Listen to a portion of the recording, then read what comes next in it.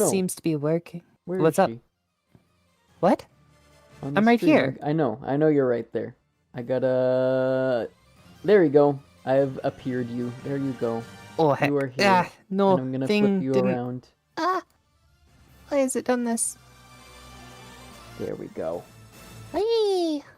I got a plushie. I returned. And her name is Celine.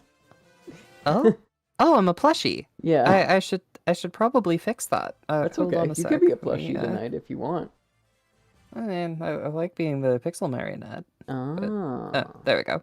Boom. I'm a person. A digital person. Oh, and there's standing your book. next to a digital person. As we are living in a digital world, and I am a digital girl. I gotta flip you around again. Digital. Hey, it's not my fault you're flipping me around. I know. You spin me right around, baby, right round, like a record, baby, right around, round, round. The energy levels are off the charts. Welcome to Reading Renegades. Oh, come on. In the digital This is low dojo. energy for me. Really? You know me.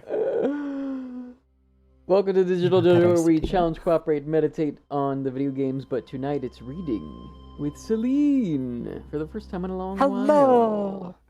It has been entirely too long, and that's partly because I really should have, reached out before now. That's Also okay. partly because life decided it was time to kick me in the teeth for a few months. And Yeah. it hasn't necessarily stopped yet, but I am learning how to take it in the teeth, everybody. We're rolling forward all the same! So... hello, Keenergy. Welcome in. Hello, Satil. Thank you for joining us. Thank you. Thank you for I joining just me. realized I'm looking at your chat, and it doesn't make sense to shout you out on your own channel. I'm Also, glad my I'm speech here, bubble is too. covering one of your eyes, so you are just kind of an accidental pirate while I'm talking, which, in fairness, is going to be a lot of the time tonight. I can rearrange. I can rearrange this scene. Yar indeed, Captain Isore. Welcome in. Good to have you here. Ah, the doctor is here. And we well. have a blissful greeting redeemed by Dr. Despy. Hello, Indeed. Dr. Despy. There you It's go. wonderful to have you here with us. Thank you for joining in. You're sitting on my brains now. You know, it doesn't surprise me that you'd have me on your mind. I am always on your minds. I'm always on your minds. Or something. Man. Yes. Yes? Yes. Yes! So, catch me up, because I have forgotten what all has happened since the last time we were in Avonlea. Oh my goodness. What has happened? Well,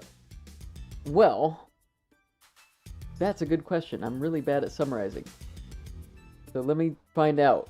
Let me go back a few pages and remind myself. So, do these words look familiar to me? Isn't there like some... They're taking care of orphans. Ah, Yes, yes, Davy. that, And one of sister. Marilla's relatives has died and has left them with these two children, one of whom is really testing Anne's dedication to never smacking kids as part of bringing them up. Yes. And the other is just kind of there. Yeah. That's pretty much where we're at.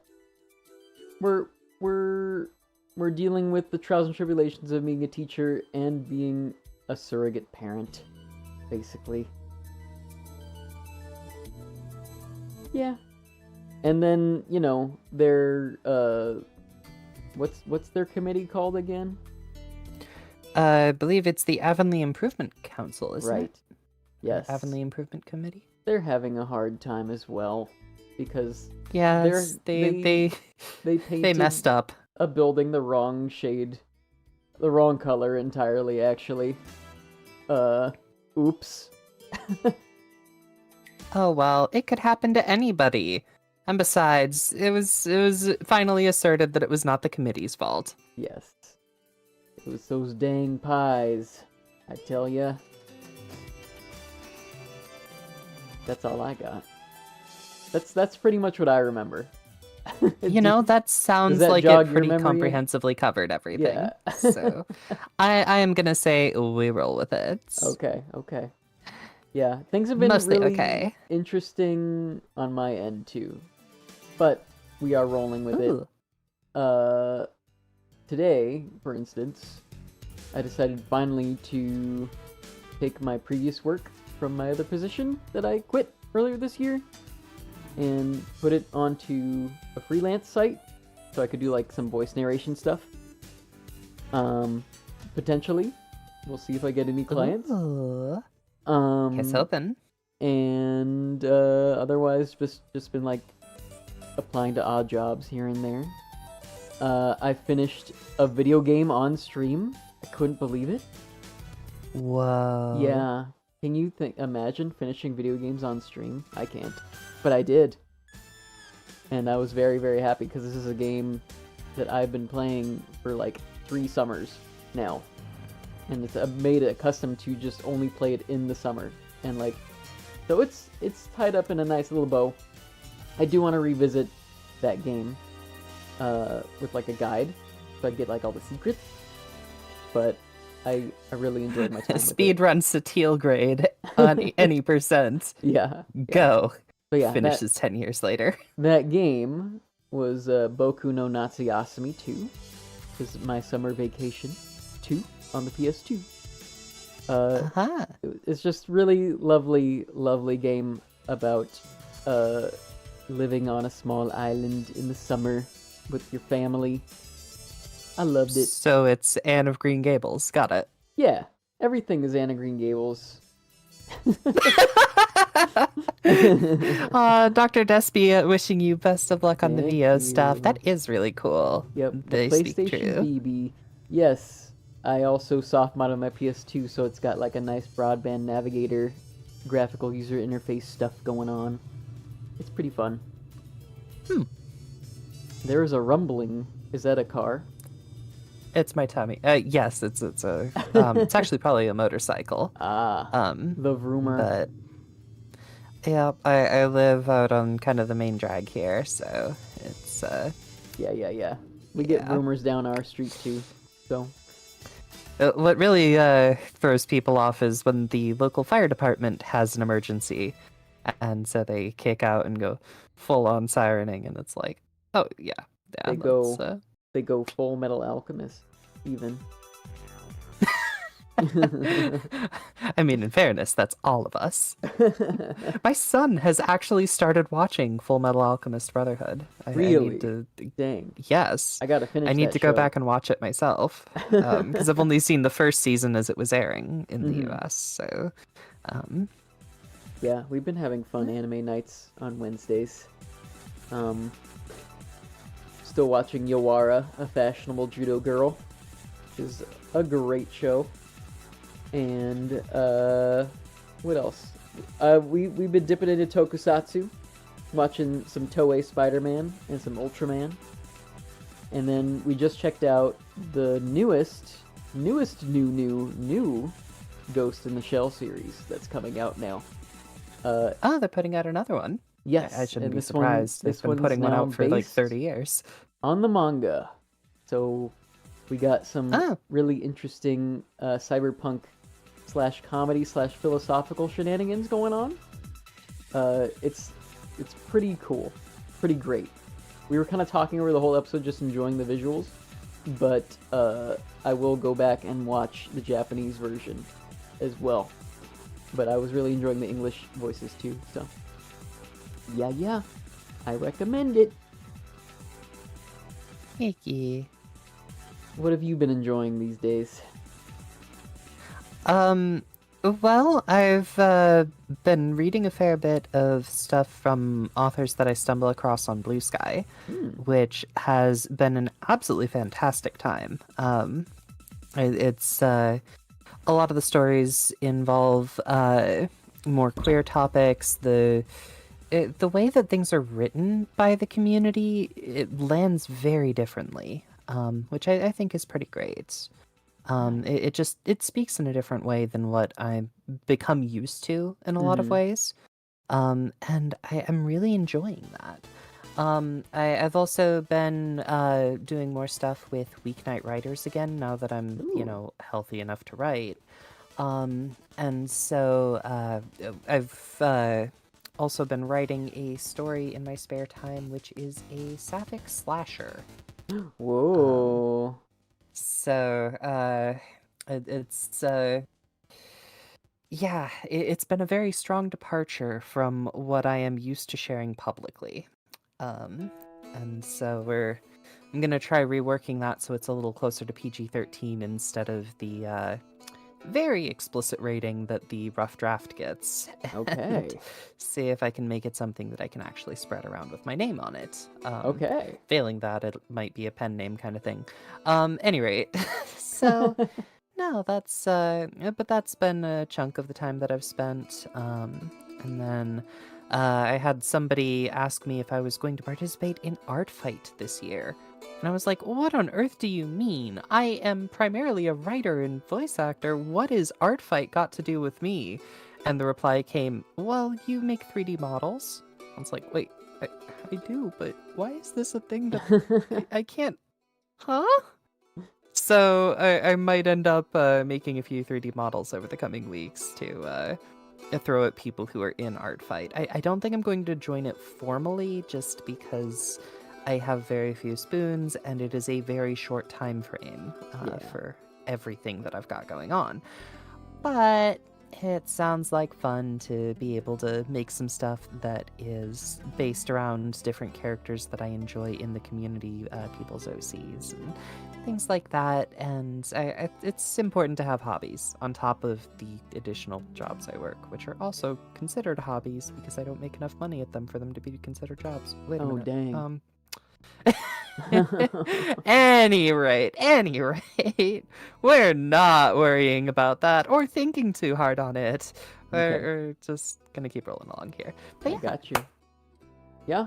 that's Sounds like you got clearly you your got me on your mind. lot of different irons in the fire, for sure. Well, yeah. And, eventually I'm gonna burn my hand on one, and it'll be an interesting day when I fail to learn a lesson. My goodness, Celine. Mhm.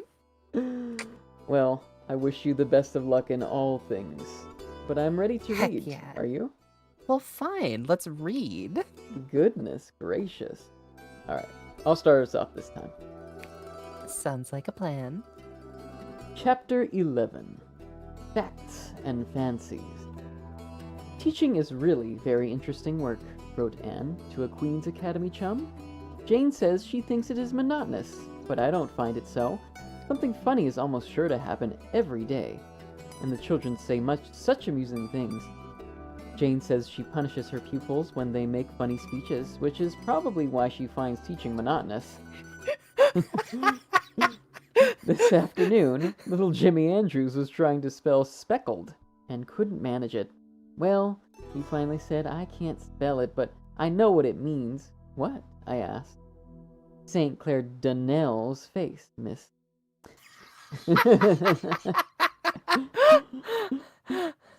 St. Clair is certainly very much freckled, although I try to prevent the others from commenting on it, for I was freckled once, and, well, do I remember it.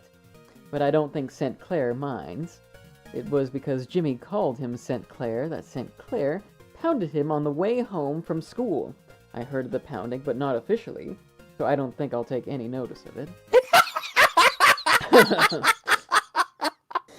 Wow. Deserved. Yesterday, I was trying to teach Lottie Wright to do addition, I said. If you had 3 candies in one hand and 2 in the other, how many would you have altogether? A mouthful, said Lottie. And in the nature study class, when I asked them to give me a good reason why toads shouldn't be killed, Benji Sloan gravely answered, because it would rain the next day. It's so hard not to laugh, Stella. I have to save up all my amusement until I get home. And Marilla says it makes her nervous to hear wild shrieks of mirth proceeding from the east gable without any apparent cause. She says a man in Grafton went insane once, and that was how it began. Starting off Says very Marilla, strong. who has probably never laughed without cause outside of Anne's presence. Yeah. Did you know that Thomas A. Becket, interesting. Did you know that Thomas A. Becket was canonized as a snake? Rosebell says he was. Also that William Tyndale wrote the New Testament. Claude White says a glacier is a man who puts in window frames. Naturally. I think the most difficult thing in teaching, as well as the most interesting, is to get the children to tell you their real thoughts about things. One stormy day last week, I gathered them around me at dinner hour and tried to get them to talk to me just as if I were one of themselves. I asked them to tell me the things they wanted most. Some of the answers were commonplace enough, dolls, ponies, and snakes. Others were decidedly original. Hester Bolter wanted to wear her Sunday dress every day and eat in the sitting room. Annabelle wanted to be good without having to take any trouble about it. Marjorie White, age 10, wanted to be a widow. Questioned why. She gravely said that if you weren't married, people called you an old maid, and if you were, your husband bossed you. But if you were a widow, there'd be no danger of either. The most remarkable wish was Sally Bell's. She wanted a honeymoon. I asked her if she knew what it was, and she said she thought it was extra nice kind of bicycle because her cousin in Montreal went on a honeymoon when he was married, and he'd always had the very latest in bicycles. Oh my gosh. Another day, I asked them all to tell me what the naughtiest thing they had ever done. I couldn't get the older ones to do so, but the third class answered quite freely. Eliza Bell had set fire to her aunt's carded rolls. Asked if she meant to do it, and she said, not altogether. She just tried a little end to see how it would burn, and the whole blazed up in a jiffy. Emerson Gillis had spent 10 cents for candy when he should have put it in his missionary box. Annetta Bell's worst crime was eating some blueberries that grew in the graveyard. That's a good one. Why would you not eat the blueberries from the graveyard? They're there for eating, right? I think maybe they're just sacred, you know? Willie White... Even better reason to eat them. You want to get the holiness inside you, right? Maybe. I don't know. Steal Either they're sacred or they're haunted. You know, you're taking a chance. Even better. Oh, ghosts are delicious. I mean, what? Anyway. Willie White had slid down the sheep house roof a lot of times with his Sunday trousers on, but I was punished for it because I had to wear patched pants to Sunday school all summer. And when you're punished for a thing, you don't have to repent of it, declared Willie. I wish you could see some of their compositions. So much do I wish that I'll send you some copies of some of them written recently. Last week I told the 4th class I wanted them to write me letters about anything they please, adding by way of suggestion that they might tell me of some place they had visited or some interesting thing or person they had seen. They were to write the letters on real note paper, seal them in an envelope, and address them to me, all without any assistance from other people. Last Friday morning, I found a pile of letters on my desk, and that evening I realized afresh that teaching has its pleasures as well as its pains. Those compositions would atone for much. Here is Ned Clay's, address, spelling, and grammar as originally penned. Dear Miss Shirley, with a capital R, Green Gables, P.E. Island, Can Birds. Dear teacher, I think I will write you a composition about birds. Birds is very useful animals. My cat catches birds. His name is William, but Pa calls him Tom. He's all striped and he got one of his ears froze of last winter. Only for that, he would be a good-looking cat. My uncle, spelled with a K, has adopted a cat. It come to his house one day and wouldn't go away, and uncle says it has forgot more than most people ever knowed. He lets it sleep on his rocking chair, spelled C-H-A-R-E. And my aunt says he thinks more of it than he does of his children. That is not right. We ought to be kind to cats and give them new milk, but we ought not to be better to them than to our children. That is all I can think of, so no more at present from Edward Blake Clay, with a capital Y. Edward and Blake, lowercase, at the beginning. Oh, that is delightful, and also not far off from how my son writes sometimes.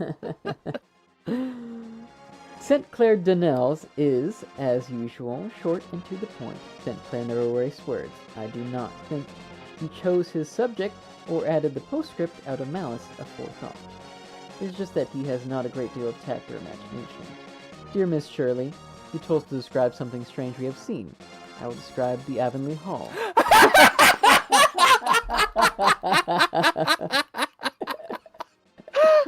It has 2 doors, an inside one and an outside one. It has 6 windows and a chimney. It has 2 ends and 2 sides. It is painted blue. That is what makes it strange. It is built on the Lower Carmody Road. It is the 3rd most important building in Avonlea. The others are the church and the blacksmith shop. They hold debating clubs and lectures in it and concerts. Yours truly, Jacob Donnell. P.S. The hall is a very bright blue.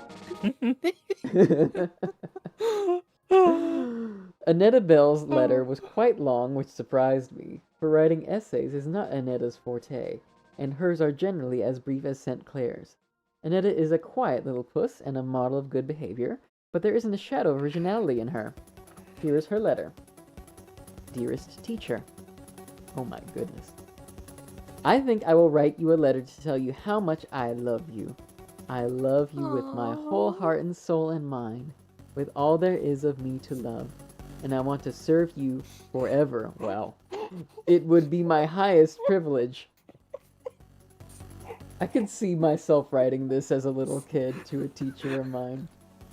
I could see some of my audience members sending this to me. Oh my goodness. It would be kind of rude to call them simps, but I don't know. Oh my goodness, I wasn't looking at chat. Dogman, hello, welcome in. I haven't been. You were trapped behind an advert. How is it hanging? It is hanging quite well here on Satil's Fringe. Wall of text that breaks your nose. Oh dear, don't be breaking your nose on the walls of text. That is why I try so hard to be good in school and learn my lessons. Sorry, I interrupted. No, that's I'm talking to your chat. That's not something you need to apologize for. Yeah, I need to get letting me roll on from. My phone up so I can take a look at chat. Hold on a moment. Oh, well, all right then. Hello, Dr. Despy again. You were thinking haunted berries. Boo berries, if you will. Yes, the boo berries from the graveyard. Yes. Oh, no, it's good times. It's good times. But yes, my apologies for not keeping up properly on the chat there. That is my bad. I should have gotten the things here. Okay. I've got my chat here. I could just look over to the right now, and I can full screen my book. Heck yeah. Boo berries. Oh my gosh, I missed so many good things. I know, right? Welcome in, Dogman. Get the look at this strange emoji Dogman found on the ground. Ooh. Where did you steal that? Oh. Wonder where that came from. My goodness. Continuing. That is why I try so hard to be good in school and learn my lessons. Spelled with a U. You are so beautiful, my teacher. Your voice is like music, and your eyes are like pansies when the dew is on them. You are like a tall, stately queen. Your hair is like rippling gold. Anthony Pye says it is red. But you needn't pay any attention to Anthony. I have only known you for a few months, but I cannot realize that there was ever a time when I did not know you, when you had not come into my life to bless and hallow it. I will always look back to this year as the most wonderful year in my life because it brought you to me. Besides, it's the year we moved to Avonlea from Newbridge. My love for you has made my life very rich, and it has kept me from much of harm and evil. I owe this all to you, my sweetest teacher. Who wrote these? Well, I will tell you who wrote this. It is Annetta Bell. Annetta Bell's letter. And she's supposed to be writing about something strange, and the strange thing is how much she really loves adoring and Anne. Just infatuated with Anne. I shall never forget how sweet you looked the last time I saw you in that black dress with flowers in your hair. I shall see you like that forever, even when we are both old and gray. You will always be young and fair to me, dearest teacher. I'm thinking of you all the time. In the morning and in the noontide and at the twilight. I love you when you laugh and when you sigh, even when you look disdainful. I never saw you look cross, though. Anthony Pye says you always look so, but I don't wonder you look so cross at him, for he deserves it. I love you in every dress. You seem more adorable in each new dress than the last. Dearest teacher, good night. The sun has set and the stars are shining. Stars that are as bright and beautiful as your eyes. I kiss your hands and face, my sweet. May God watch over you and protect you from all harm. Your affectionate pupil, Annetta Bell. Wow, that... Honestly, I think it's got to be one of the best love letters I've ever read. It's very sweet. Really good. It just... just makes you smile. Yeah, we're gonna affection. Affectionate. Indeed. Oh, this extraordinary letter puzzled me not a little. I knew Annetta could not have composed it any more than she could fly. When I went to the school the next day, I took her for a walk down to the brook at recess and asked her to tell me the truth about the letter. Annetta cried and fessed up freely. She said she had never written a letter and she didn't know how to or what to say, but there was a bundle of love letters in her mother's top bureau drawer which had been written to her by an old beau. Oh my goodness, that's amazing. It wasn't father, sobbed Annetta. It was someone who was studying for a minister, and so he could write lovely letters, but Ma didn't marry him after all. She said she couldn't make out what he was driving at half the time.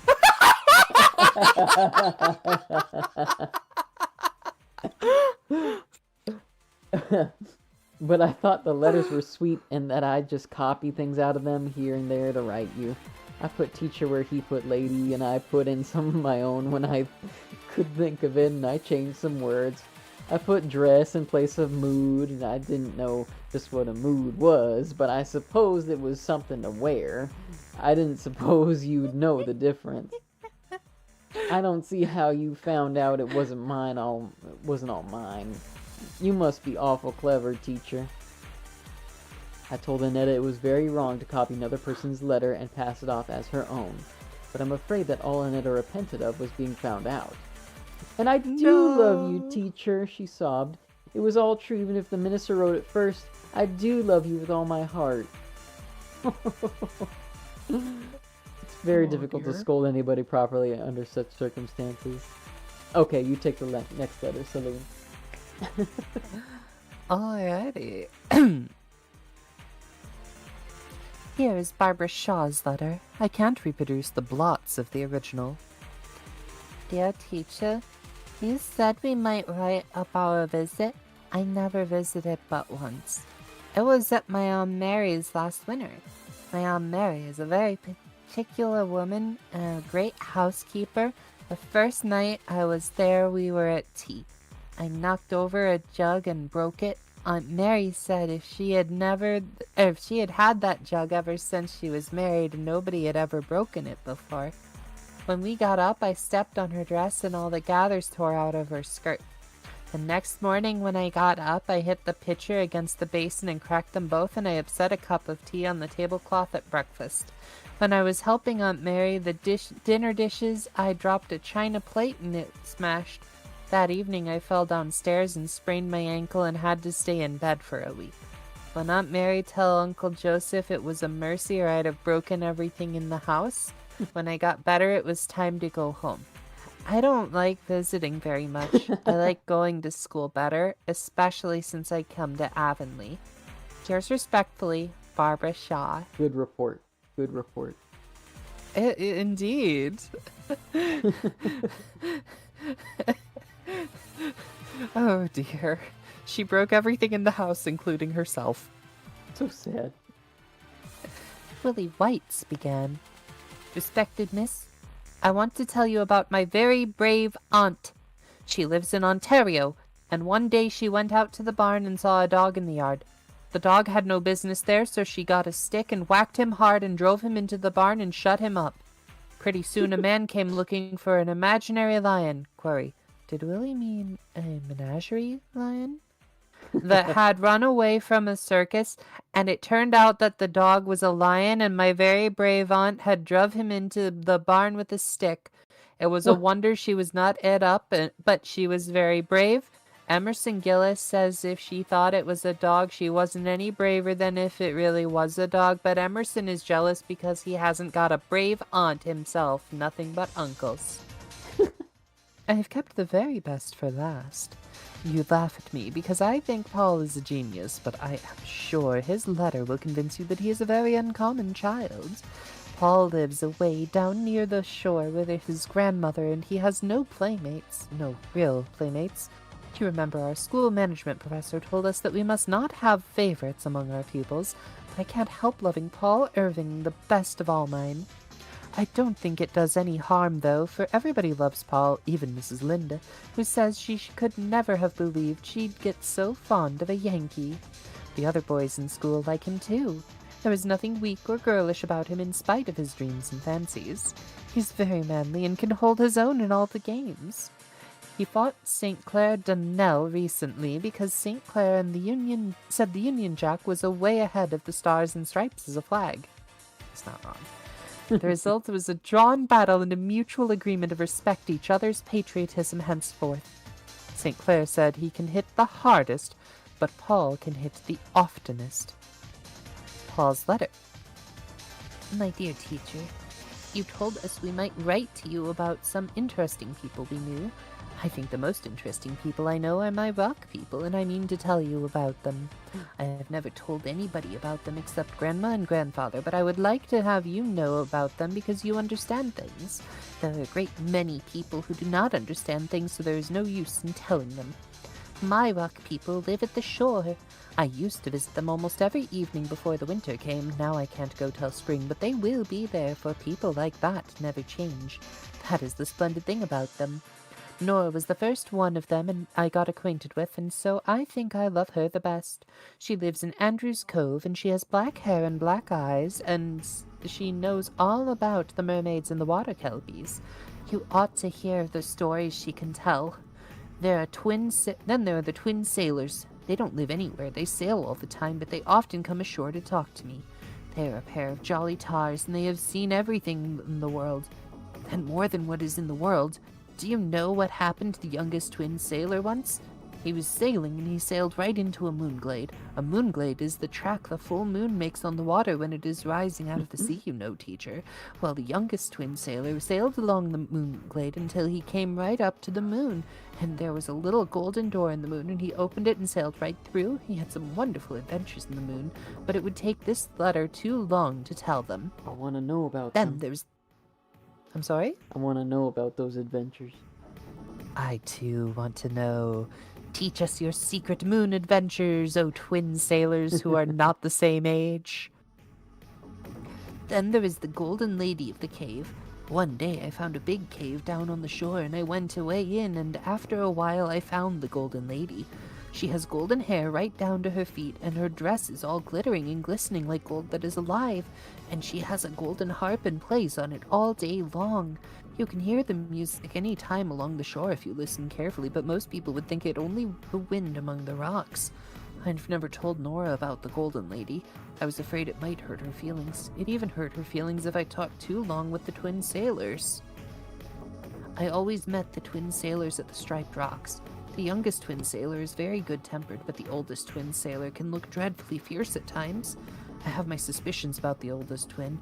I believe he'd be a pirate if he dared. There's really something very mysterious about him. He swore once that if I told... that I... blah blah blah blah blah blah.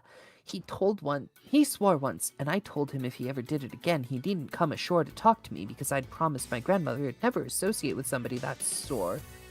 He was pretty well scared, I can tell you, and he said if I would forgive him, he would take me to the sunset. So the next evening, when I was sitting on the Striped Rocks, the oldest twin came sailing over the sea in an enchanted boat, and I got in her. The boat was all pearly and rainbowy, and like the inside of the mussel shells, and her sail was like moonshine. Well, we sailed across to the sunset. Think of that, teacher. I've been in the sunset. And what do you suppose it is? The sunset is a land of all flowers. We sailed into a garden, and the clouds are beds of flowers. We sailed into a great harbor, and all the color of gold, and I stepped right out of the boat on a big meadow, all covered with buttercups as big as roses. I stayed there for ever so long. It seemed like nearly a year, but the oldest twin says it was only a few minutes. You see, in the Sunset Land, the time is ever so much longer than it is here. That's a lovely Twins who aren't the story. same age, a dog that isn't a dog. This story has it all. Indeed, Dr. Despy. P.S. Of course, this letter isn't really true, teacher. Your loving pupil, Paul Irving, P.I. Goodness. What Goodness lovely letters. indeed. I have to think that this is the author's way of putting a little bit of that childish whimsy back into the story after having to move Anne to an older age bracket.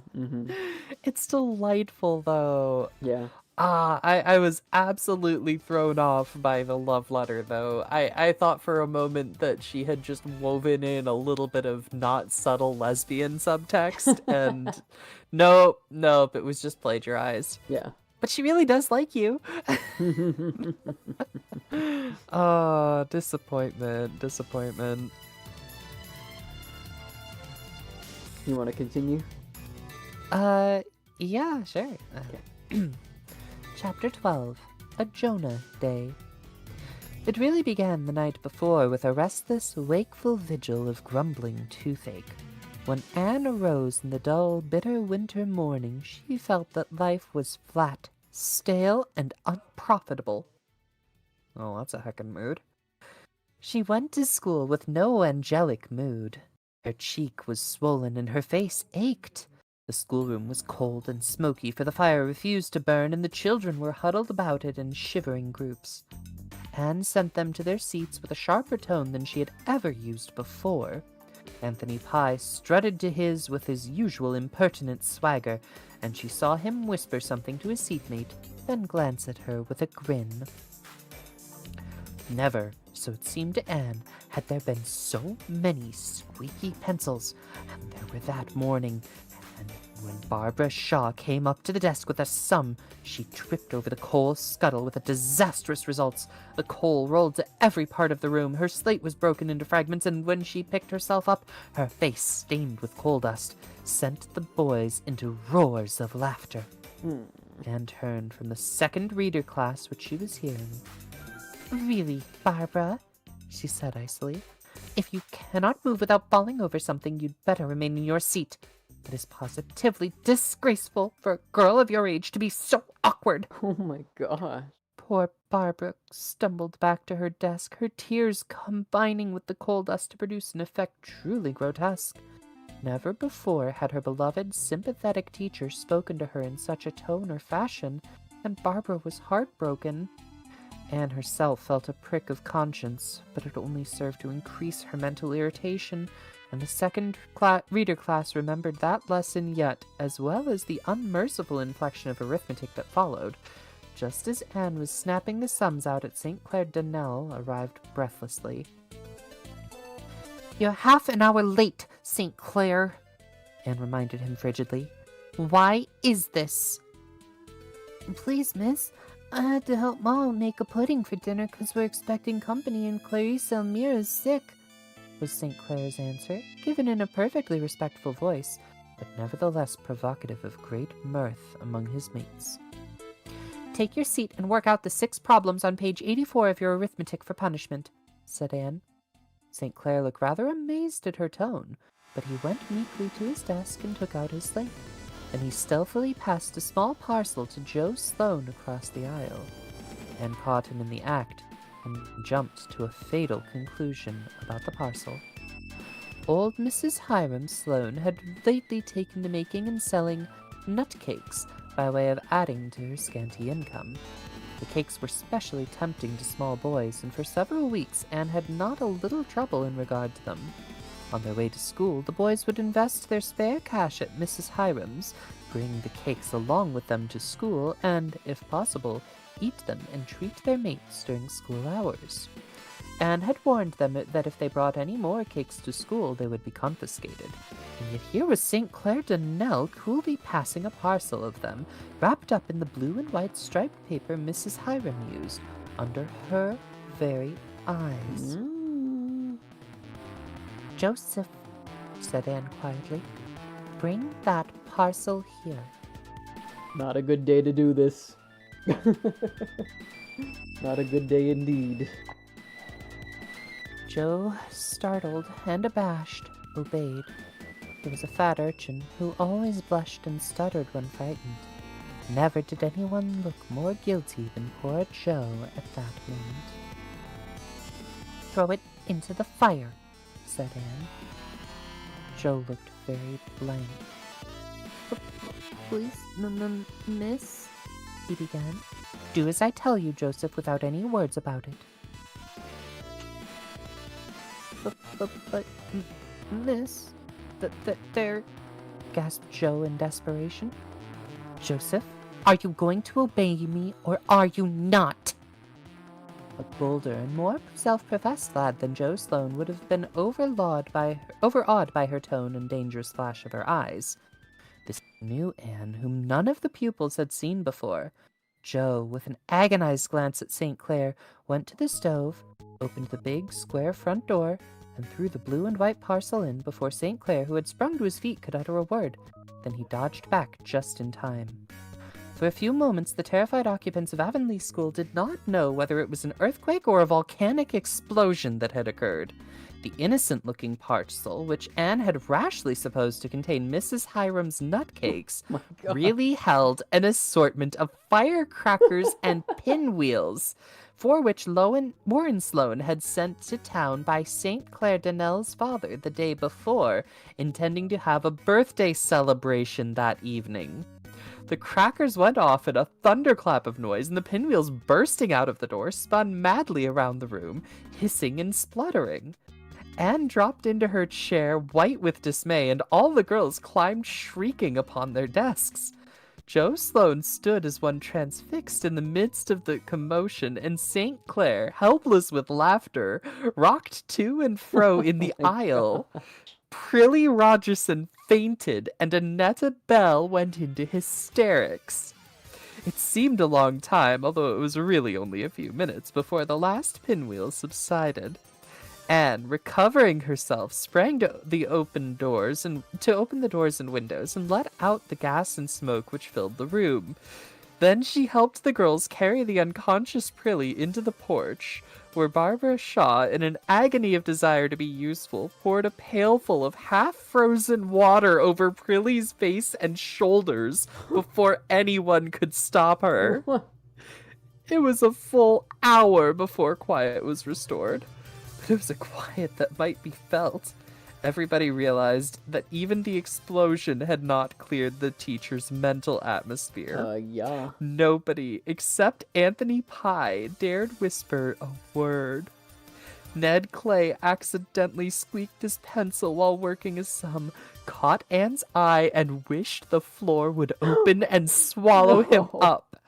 The geography class were whisked through a continent with a speed that made them dizzy. The grammar class were parsed and analyzed within an inch of their lives. Chester Sloane, spelling odoriferous with 2 F's, was made to feel that he could never live down the disgrace of it, either in this world or that which is to come. Anne knew that she had made herself ridiculous, and that the incident would be laughed over that night at a score of tea tables. But the knowledge only angered her further. In a calmer mood, she would have carried off the situation with a laugh, but now that was impossible, so she ignored it with icy disdain. When Anne returned to the school after dinner, all the children were as usual in their seats, and every face was bent studiously over a desk, except Anthony Pye's. He peered across his book at Anne, his black eyes sparkling with curiosity and mockery. Anne twitched open the drawer of her desk in search of chalk, and under her very hand a lively mouse sprang out of the drawer, scampered over the desk, and leapt onto the floor. Anne screamed and sprang back as if it had been a snake, and Anthony Pye laughed aloud. Then a silence fell, a very creepy, uncomfortably silence.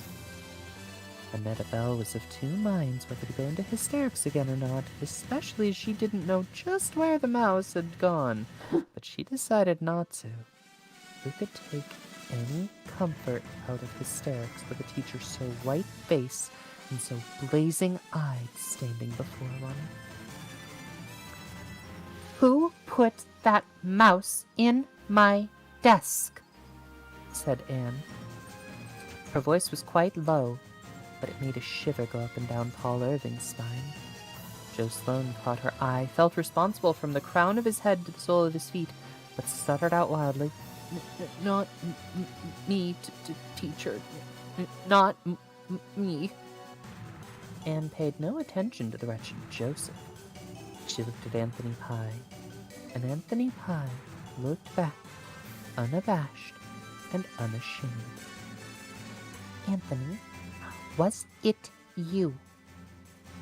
"Yes, it was," said Anthony insolently.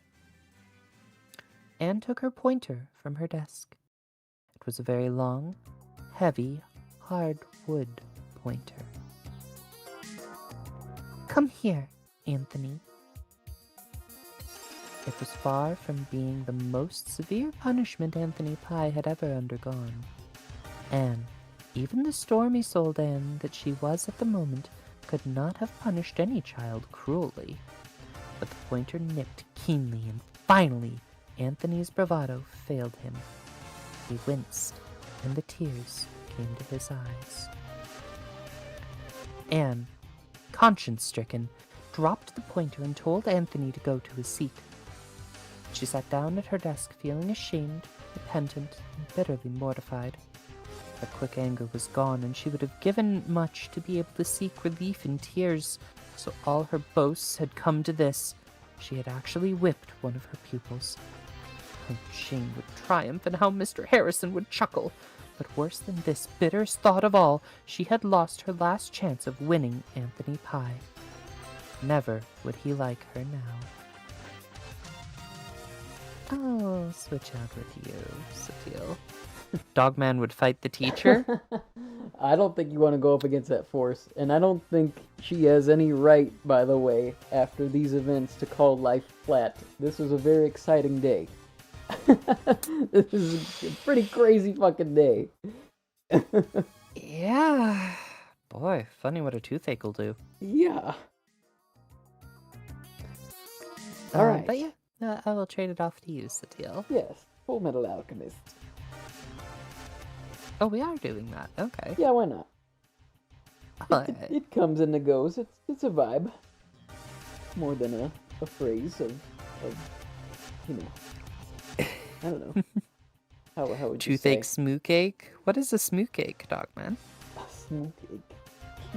Oh, Dogman would knock the tooth out. Oh my goodness. Dogman really Dogman, just woke up and chose chill. violence. Understandably. All right. We're at And by what somebody has called. Yeah. And by what somebody has called a Herculean effort. Herculean effort, perhaps? Oh no, it is a No, it's Herculaneum. Herculaneum. Kept back her tears until she got home that night. Then she shut herself in the East Gable room and wept all her shame and remorse and disappointment into her pillows. Wept so long that Marilla grew alarmed, invaded the room, and insisted on knowing what the trouble was. The trouble is, I've got things the matter with my conscience, sobbed Anne. This has been such a Jonah day, Marilla. I'm so ashamed of myself. I lost my temper and whipped Anthony Pye. I'm glad to hear it, said Marilla with decision. It's what you should have done long ago. Oh, no, Marilla. And I don't see how I can ever look at those children in the face again.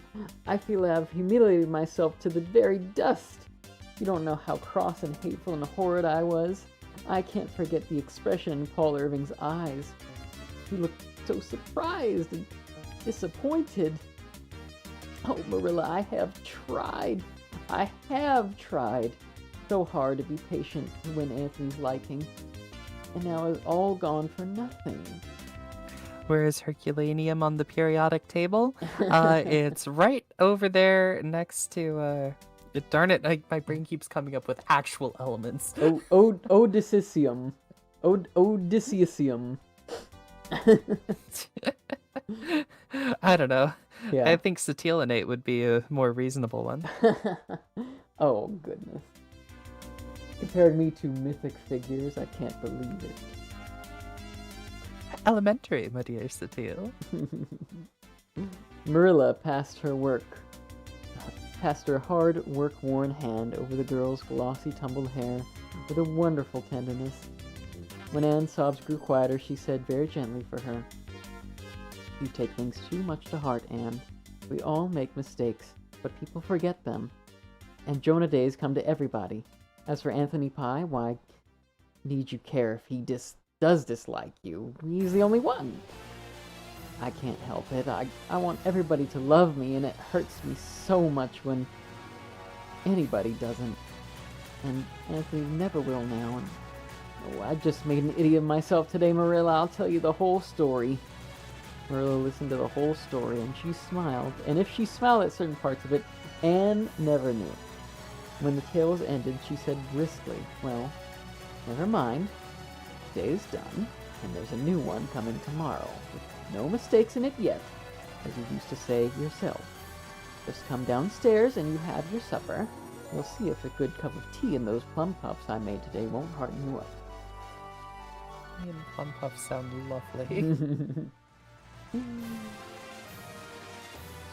"Plum puffs won't minister to a mind diseased," said Anne disconsolately. But Marilla thought it is a good sign that she had recovered sufficiently to adapt a quotation. The cheerful supper table, with the twins' bright faces and Marilla's matchless plum puff, of which Davy ate 4, did hearten her up considerably after all. She had a good sleep that night, and awakened in the morning to find herself and the world transformed. It had snowed softly and quickly all through the hours of darkness, and the beautiful whiteness, glittering in the frosty sunshine, looked like a mantle of charity cast over all the mistakes and humiliations of the past. Every morn is a fresh beginning. Every morn is the world made new, sang Anne as she dressed. I don't know the song. Owing to the snow, she had to go around by the road to the school, and she thought it was certainly an impish coincidence that Anthony Pye should come plowing along, just as she had left Green Gables Lane. She felt as guilty as if their positions were reversed, but to her unspeakable astonishment, Anthony not only lifted his cap, which he had never done before, but said easily, "Kinda bad walking, ain't it? Can I take those books for you, teacher?" Respects her now, does he? I mean, I think she's This won shouldn't his respect. surprise. Yeah. That's what I've thought the whole time that was gonna happen like this. And Oh, I figured she was going to pull it off, and yeah. She had to be pushed to the brink though, for sure. Anne surrendered her books and wondered if she could possibly be awake. Anthony walked on in silence to the school, but when Anne took her books, she smiled down at him. Not the stereotyped kind smile she had so persistently assumed for his benefit, but a sudden outflashing of good comradeship. Anthony smiled. No, if the truth must be told, Anthony grinned back. A grin is not generally supposed to be a respectful thing, yet Anne suddenly felt if she had not yet won Anthony's liking, she had. Somehow or the other, won his respect. Mrs. Rachel Lynde came up the next Saturday and confirmed this. Well, Anne, I guess you've won over Anthony Pye, that's what. He says he believes you are some good after all, even if you are a girl. Says that whipping you gave him was just as good as a man's.